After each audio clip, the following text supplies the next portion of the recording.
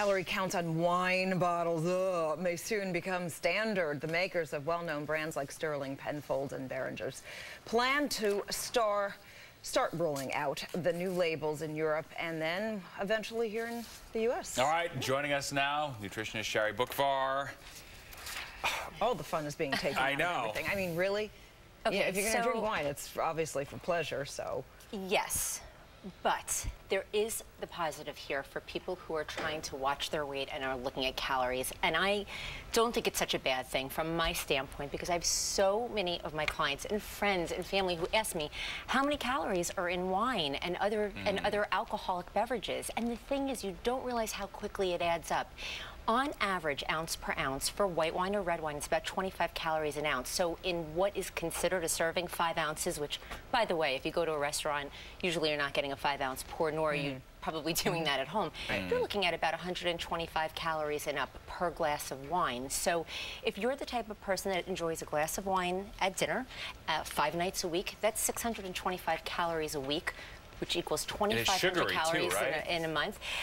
Well, alcohol, it's metabolized in the body. It's similar to sugar fat. It can turn to body fat if you're having too much.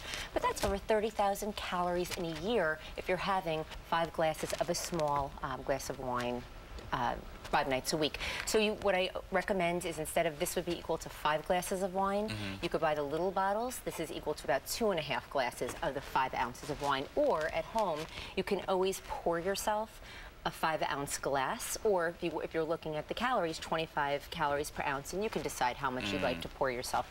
But that's equal to 5-ounce glasses of wine. So there's 625 calories about in this bottle. Now, if they put the labeling on it, you can then decide. It depends what type of wine you're drinking. It may range a little bit. Not all wine is created equal. It's not. That's an average. You also have to look. Here's a little tip off now before they do it, is you look at the alcohol content. Yes, correct. Higher the alcohol content, the more sugar is in there. That is correct. Which is why a lot of people like to drink white wine, which tends to have a lower alcohol content. It does. You know, it can range anywhere on the low end from, let's say, 8 or 9%, all the way up to 14.5%. There are white wines though, that have high alcohol content. Yes, white wine, you know. They do. All right, so it can add up very quickly. So I think it's not a bad thing for somebody who does want to look at the calories. Something to keep in mind. All right, let's talk about coffee or tea too, which is healthier. We hear about health benefits. It seems like every day, new ones. It seems like coffee is getting good for you. People think tea is healthy. Where do you fall when it comes down to which one is better? You know what? They're both good. They're both a rich source of antioxidants. In particular, tea can be beneficial for overall heart health, brain health, stroke prevention, and coffee could be healthy for diabetes prevention and liver health. You do need to be careful of how it's sweetened, whether you're doing it at home or you're out at a coffee shop, because once you take something that's good, but you're adding cream and sugar or artificial sweeteners to it, you can take something that's good and make it not so good. You have to also be careful, too. If you brush your teeth and then drink tea or coffee, you're looking at staining of teeth. And then for people who are sensitive to caffeine, tea can range anywhere from 15 to 75 milligrams of caffeine, and coffee from 90 to 200. So there is that range there. Oh, so even the strongest tea, though, has way less caffeine. Tends to be less. It also depends how long you steep it for.